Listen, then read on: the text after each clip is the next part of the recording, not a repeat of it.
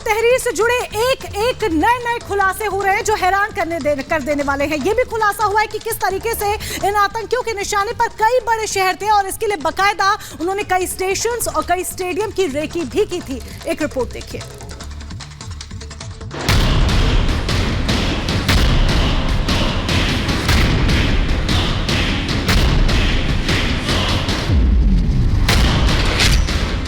देश को दहलाने की साजिश,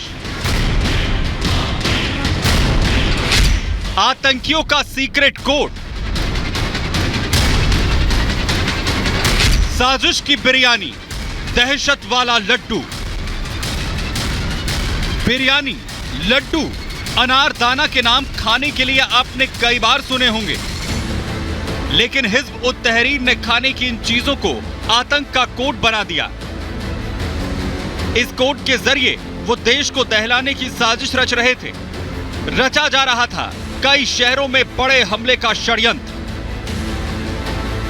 एटीएस की पूछताछ में एचयूटी के आतंकी बड़े बड़े राज उगल रहे हैं। सूत्रों का कहना है कि हिज़्ब उत तहरीर के सदस्य आपस में कोडवर्ड में बात करते थे।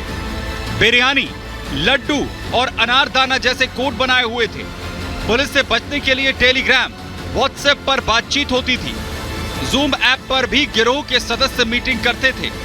हिज़्ब उत तहरीर से जुड़ी हुई अहम जानकारी सामने आ रही है, जहां आतंकी कोडवर्ड में बातचीत किया करते थे। ये टेलीग्राम, व्हाट्सएप कॉल के जरिए बातचीत करते थे और कोडवर्ड होता था बिरयानी, लड्डू। और इन्हीं कोडवर्ड के जरिए खुलासा तो ये भी हो रहा है, हमारे सूत्र बता रहे हैं कि किसी बड़ी घटना को अंजाम देने वाले थे। जानकारी ये भी सामने आई है, कोई बड़ी घटना राजधानी भोपाल में अंजाम देने वाले थे, इसी के लिए ये प्लान बना रहे थे। लेकिन उससे पहले ही एटीएस और एनआईए ने इन्हें दबोच लिया है। ये तमाम संदिग्ध आतंकी इस वक्त एटीएस और एनआईए के कब्जे में हैं, इनसे पूछताछ की जा रही है। लेकिन जिस तरह से कोडवर्ड में बातचीत कर रहे थे, जिस तरह से ये ब्रेन वॉश्ड होकर अलग अलग जगह पर जाकर संदिग्ध गतिविधियों में संलिप्त थे, ऐसा लगता है कि कोई बड़ी इनकी साजिश थी जिसका सामने आना बाकी है। एटीएस सूत्रों की माने तो हिज़्ब उत तहरीर के आतंकियों ने कई शहरों पर हमले का प्लान बनाना शुरू कर दिया था। आतंकियों के निशाने पर भीड़ भरी जगहें थी। आतंकियों ने भोपाल के कमलापति स्टेशन, मोतीलाल नेहरू स्टेडियम की रेकी की थी।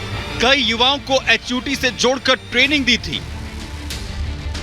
एटीएस जांच में जुटी है कि इन लोगों ने हिज़्ब उत तहरीर से कितने युवाओं को जोड़ा था। सौरभ के जैसे कितने और लोग हैं जिन्हें धर्म के नाम पर बरगलाकर आतंक की फैक्ट्री में झोंका गया।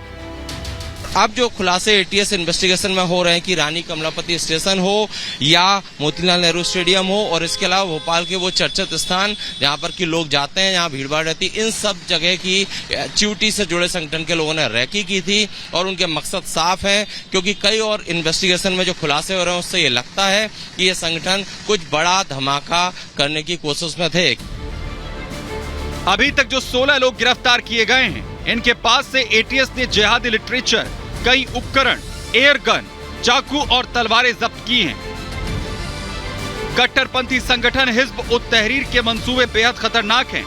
इसका मकसद मुस्लिम उम्मा यानी इस्लामी राष्ट्र वजूद में लाना है। उनके नियमों को ना मानने वालों को ये खत्म करना चाहते हैं। इसका प्रभाव यूरोप, दक्षिण एशिया में सबसे ज्यादा है। 50 देशों में इसके 10 लाख सक्रिय सदस्य हैं। चीन, रूस, जर्मनी, इंडोनेशिया, लेबनान समेत 16 देशों में इस संगठन पर प्रतिबंध लगाया गया है। इसे आईएसआईएस के जैसे ही खतरनाक माना जाता है। Bureau report, Republic Bharat.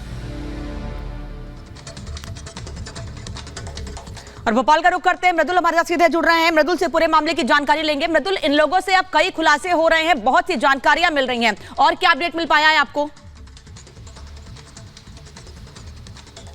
देखिए, जानकारी तो अंदर खाने अनामिका ये भी मिल रही है कि इन लोगों की कॉल डिटेल्स के मुताबिक अब ये पता लगाया जा रहा है कि और किन किन से ये लोग संपर्क कर रहे थे। क्योंकि ये बात सामने आई है कि ये लोगों का ब्रेन वॉश कर रहे थे, दूसरी तरफ ये संदिग्ध गतिविधियों में संलिप्त थे।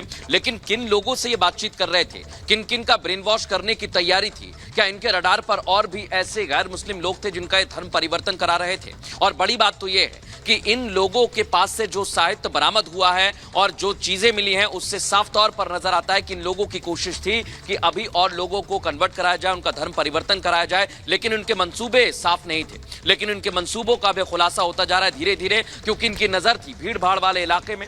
जो मॉडल स्टेशन है रानी कमलापति, वहां पर भी धमाके की तैयारी थी, ऐसी रिपोर्ट्स बता रही हैं। अभी एटीएस और एनआईए इनसे लगातार पूछताछ कर रही है। और एक और बात है, जो हैदराबाद के ठिकानों को लेकर बार बार बातें सामने आ रही हैं, जो सौरभ से सलीम बनाया, उसकी पत्नी थी सुरभि, उसको भी उसने धर्म परिवर्तित करके इस्लाम में कबूल करवाया था, और वो भी क्या जुड़ी हुई है, क्या उसे भी हर बात की जानकारी थी, क्या उनके साथ कोई और लोग भी जुड़े हुए हैं, इस बात को लेकर हैदराबाद से भी लगातार अपडेट लिया जा रहा है। वहां से भी टीम जो है, एजेंसी जो है जुटी हुई है। लेकिन इन 16 लोगों से जो पूछताछ हो रही है उसके मुताबिक नए नए खुलासे हो रहे हैं। बिल्कुल 16 लोगों से पूछताछ, और ऐसे में बेहद अहम खुलासे। बहुत शुक्रिया आपका तमाम जानकारी के लिए मृदुल।